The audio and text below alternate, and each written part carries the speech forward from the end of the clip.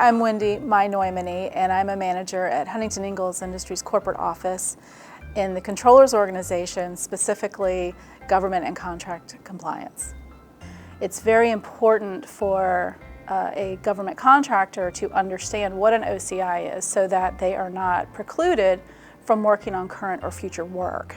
So as an example, if Company A writes a technical spec for its government customer, they may be precluded from bidding on the future work to build the product that the technical spec was to be developed for, because then they could be seen as having an unfair competitive advantage of understanding the real details of that product. When one of our business units decide that they're going to bid on a competitive solicitation, one of the first things they will do is ensure that the proposed statement of work is routed throughout the company. It was a very siloed manual process. There was not a lot of good visibility, and we did not have a consolidated environment. Now we have a consolidated platform. It's a software suite that users log into, and they create an OCI vetting request, and it goes to a very specific list of people. There is at least one, what we call OCI vetter, at every business unit. So when we look at how this work and how these solicitations come into the system, you can definitely understand what the right hand of the company is doing versus the left hand of the company, and in the middle, because you can actually see the types of work and the profile of work that's going on around the company, which also adds to the interest and collaboration and questions and discussions. And the teamwork has been very encouraging on this, and just understand that everybody is 100% vested in its success. And what that allows us to do is have better visibility into the type of work and the type of solicitations that are coming into the company. We have better data analytics where we can understand where we were not able to bid, where we have to put mitigation plans in place or other safeguards like firewalls. And so really what it does is it raises the level of visibility of OCIs throughout the company.